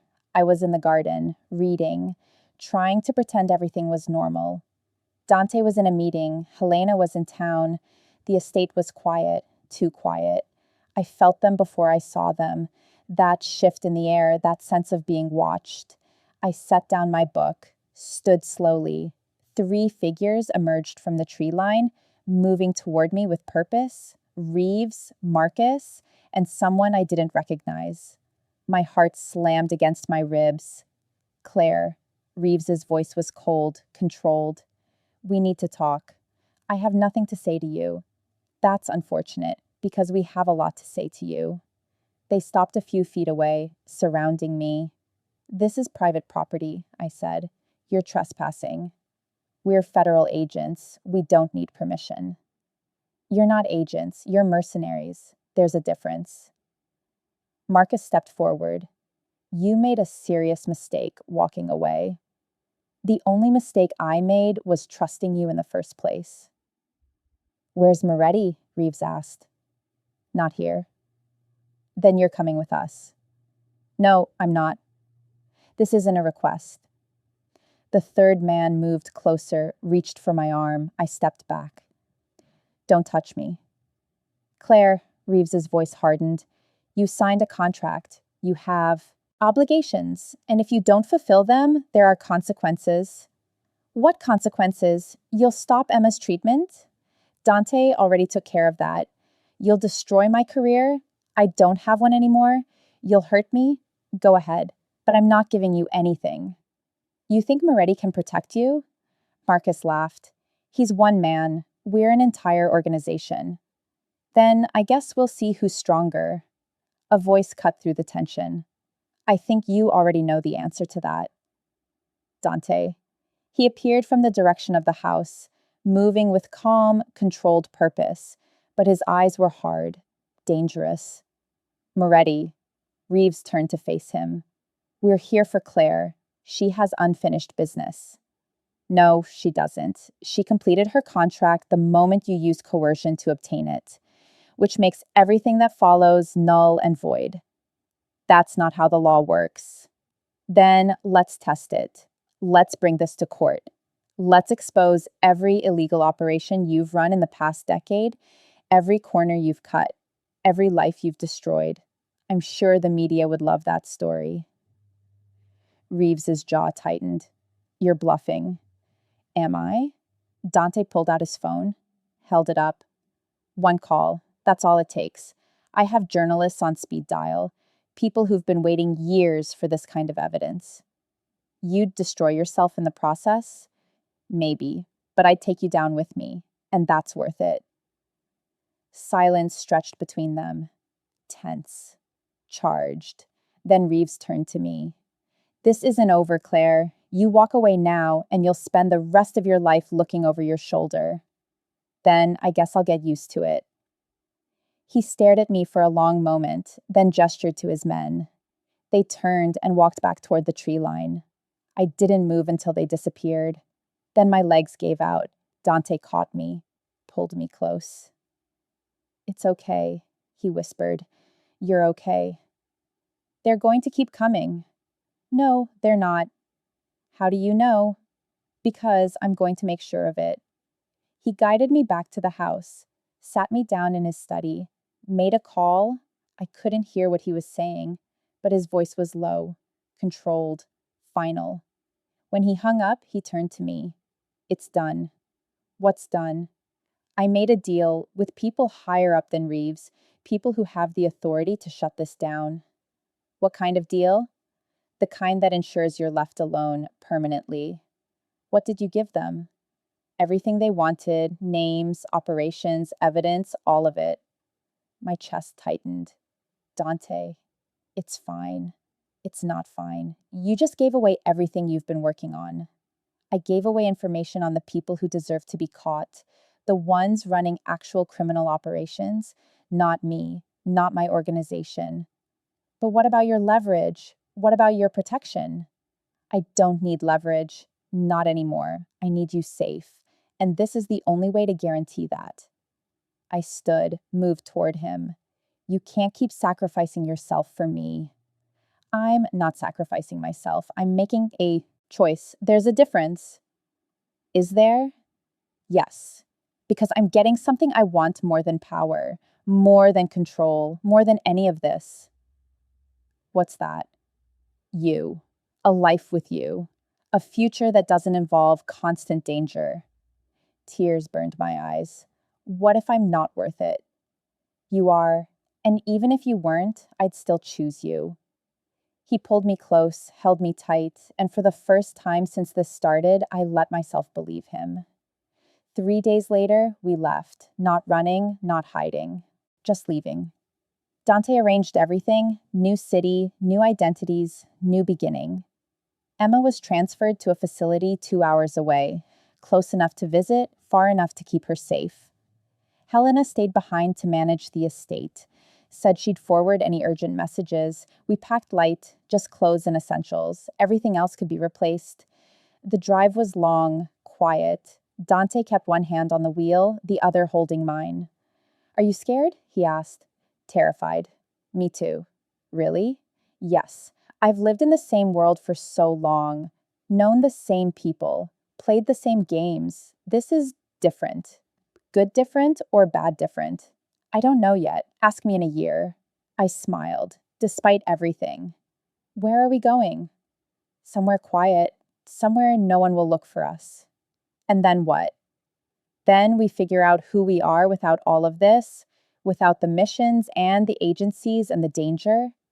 "What if we don't like who we are?" "Then we try again and again until we get it right." The new city was smaller, calmer, mountains in the distance, clear air, streets that weren't crowded. Dante had arranged a house on the outskirts, nothing like the estate. Just a simple 2-story with a garden and a view. We moved in together, unpacked boxes, arranged furniture, played at being normal, but the past lingered like a shadow. I jumped at unexpected sounds, checked over my shoulder constantly, couldn't shake the feeling that someone was watching. Dante noticed. "It'll get easier," he said one night. We were on the porch, watching the sunset. "When?" "I don't know, but it will." "How do you know?"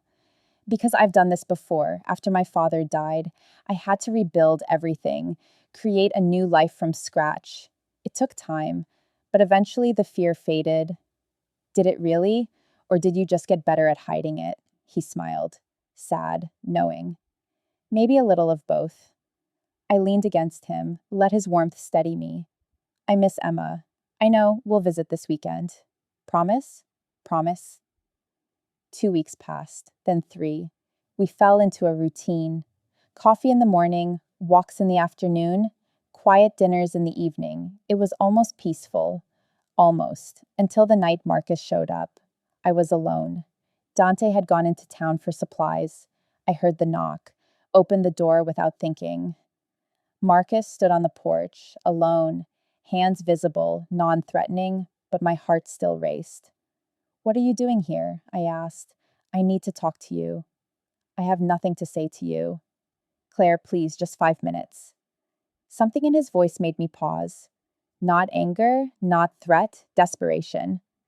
"Fine, 5 minutes." He stepped inside, looked around. "Nice place." "What do you want, Marcus?" "I want you to come back." "No." "Hear me out." I said no. The agency is falling apart. Reeves is under investigation.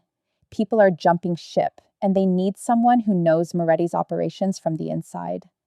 I'm not that person anymore. Yes, you are. You have information that could what? Destroy the man I love? Tear apart everything he's built? No, I'm done. He's using you, Claire. He's manipulating you, making you think he cares when really... Stop. My voice was hard, final. You don't know him. You don't know us. And you don't get to tell me what's real and what's not. Then you're a fool. Maybe.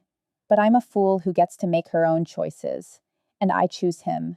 Every time, without hesitation. Marcus stared at me for a long moment. Then he nodded. Slowly. "I'm sorry," he said quietly. "For what?" "For everything. For using your sister.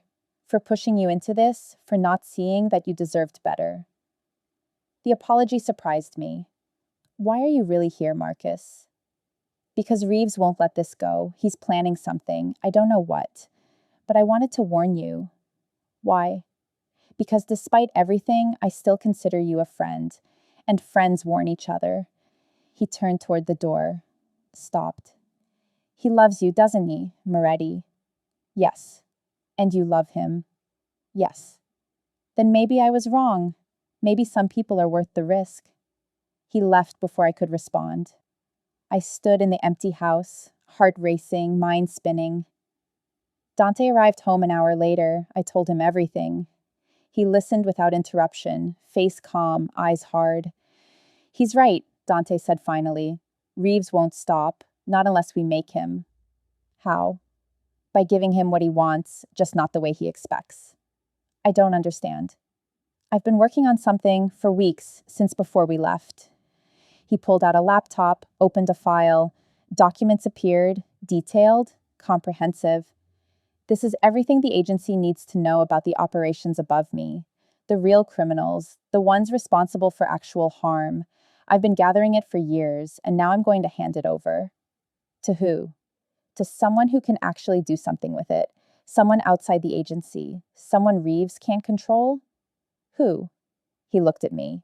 "Your former partner, Marcus." My breath caught. "You trust him?"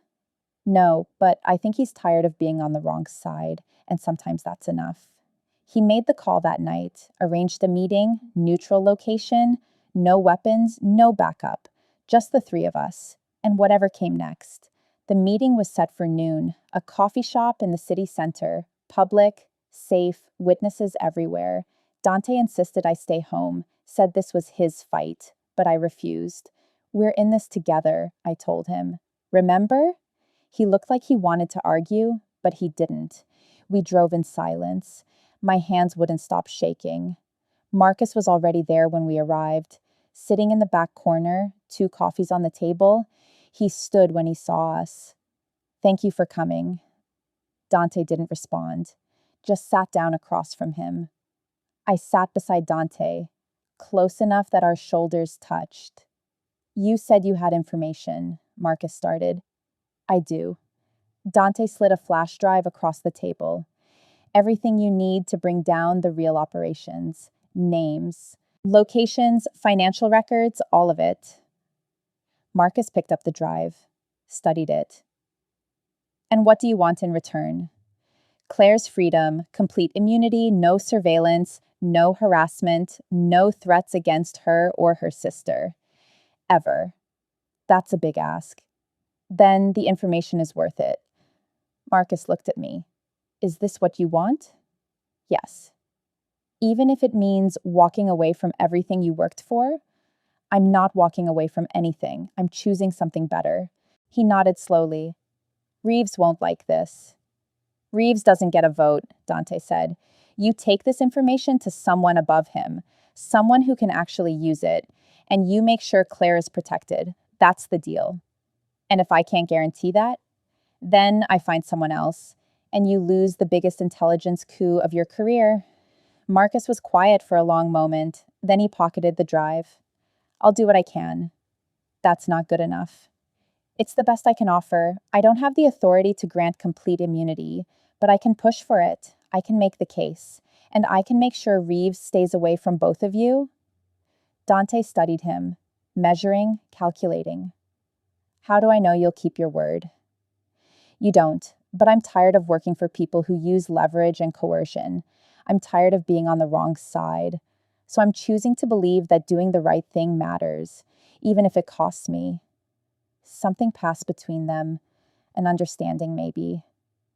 Fine, Dante said, but if anything happens to Claire, if anyone comes after her, I will find you, and I will make you regret it. Understood. Marcus stood, extended his hand. Dante looked at it for a long moment, then shook it. Marcus turned to me. For what it's worth, I'm sorry. For all of it. I know. He walked out, left us sitting in the coffee shop, surrounded by normal people living normal lives. I looked at Dante. What now? Now we wait. For how long? As long as it takes. But I could see the tension in his shoulders, the worry in his eyes. This wasn't over yet. 2 weeks passed. No word from Marcus, no news from the agency, just silence. We went about our lives, visited Emma, grocery shopped, pretended everything was normal, but the waiting was unbearable. Then one morning, Dante's phone rang. Unknown number. He answered, listened, his expression unreadable. Understood. Thank you. He hung up, looked at me. It's done. My breath caught. What's done? Marcus came through. He took the information to federal prosecutors outside the agency. They're building a case. Multiple arrests are being made today, including Reeves. I couldn't speak. Claire. He moved toward me, took my hands. You're free, really free. No more surveillance, no more threats. The agency has been ordered to cease all operations involving you. It's over. Tears spilled down my cheeks. How? Marcus made it clear you were an asset obtained through coercion, that your sister was used as leverage. The prosecutors agreed it was illegal. They're granting you full immunity in exchange for your cooperation with their investigation. My cooperation? Just a deposition, explaining what happened, what they did to you. Nothing that implicates me, just your story. And you? I'm clear. The information I provided proves I've been working against the criminal operations, not running them. I'll have to testify, answer questions, but I won't face charges. I stared at him. This is real? Yes. We're really free? Yes. I collapsed against him, sobbing, all the fear, all the tension, all the impossible choices, finally over. He held me. Let me cry. Let me break. How? I whispered when I could speak again. How did you make this happen? I didn't. Not alone. I've been negotiating with people for weeks, trading information, building alliances, making deals. What kind of deals? The kind that ensure you never have to look over your shoulder again, the kind that give us a real future. I pulled back, looked up at him. What did you give up? He was quiet for a moment. Everything. Dante. Not everything that matters, just the power, the control, the organization. I signed it all over. To people who will run it legitimately, who will continue the programs I started, the safe houses, the advocacy work, all of it. You gave up everything you built. No, I gave up the parts that were holding me back, the parts that made it impossible to have a normal life. Why? Because you're worth more than any of it. Because Emma deserves a sister who can visit without fear. Because I want a life that doesn't require constant vigilance. Tears streamed down my face. You did this for me. I did this for us. I don't deserve that. He cupped my face gently, certainly. Yes, you do, and even if you didn't, I'd still choose you. Why? Because you chose me first. When you destroyed that flash drive, when you walked away from the agency, when you stood beside me even though you were terrified. You chose me when you didn't have to, and that changed everything. I kissed him then, deep, desperate, grateful, and for the first time in months, I felt the weight lift. The fear, the obligation, the impossible burden of choosing between two things I couldn't live without, gone. What happens now? I asked. Now we live, really live. We visit Emma, we explore this city, we figure out who we are without all the danger and the lies. And if we don't like who we are, then we keep trying, together, until we find something that works. I smiled, despite the tears. I love you. I love you too. And I meant it. Not because he'd saved me, not because he'd given up everything, but because when I looked at him, I saw someone who'd chosen love over power, vulnerability over control, a real future over a dangerous past. That night, we drove to see Emma. She was in the garden, reading, looking healthier than I'd seen her in months. When she saw us, her face lit up. Claire, she ran to me, wrapped me in a hug. I held her tight, breathing in the scent of her shampoo, feeling her heartbeat against mine. I missed you, I whispered. I missed you too. She pulled back, looked at Dante. Thank you, she said quietly, for everything. He smiled. You're welcome. Are you staying this time, or do you have to leave again? I looked at Dante, then back at Emma. We're staying for as long as you want us here. Her smile was worth everything. That evening, we sat on the facility's porch, watching the sunset. Emma had gone inside, left us alone. She's doing well, Dante said. Better than well. She's thriving. Because she's not worried about you anymore. Maybe, he took my hand. We should talk about the future. What about it? What you want, where you want to be, what kind of life you want to build. I thought about it, really thought about it. I want simple. I want mornings with coffee, evenings on the porch, visits with Emma, a life that doesn't require looking over my shoulder. That sounds perfect. What do you want? The same thing, with you. Just that. Just that. I leaned against him, let the peace settle over me. Do you regret it? I asked. Giving everything up? No, not for a second. Even though you lost your power, your control, I didn't lose anything that mattered. I gained something I didn't know I needed. What's that? He turned to face me, eyes soft, certain. You, a real future, a chance to be someone other than what I inherited, that's worth more than any organization, any power, any of it. Tears pricked my eyes again. I don't know how to thank you. You already have, by choosing me, by staying, by believing I could be better than what people said I was. You are better, because of you. We sat in silence, watching the sky turn orange and pink, and I realized something. This was the incredible thing. Not the deals he'd made, not the power he'd traded, but this moment, this peace, the knowledge that someone had seen all of me, the lies, the fear, the desperation, and chosen me anyway.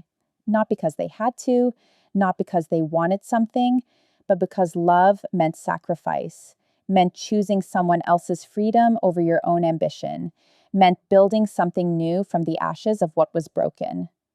Thank you, I whispered, for everything. Thank you for letting me try.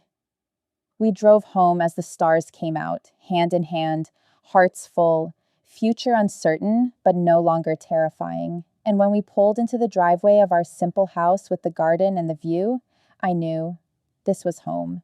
Not because it was perfect, not because it was safe, but because it was ours. Built on truth instead of lies, on choice instead of coercion, on love instead of leverage. And for the first time in my life, I felt free, really, truly free, to love, to live, to choose. And I chose him every day, every moment, without hesitation, because he'd chosen me first when he didn't have to. And that made all the difference.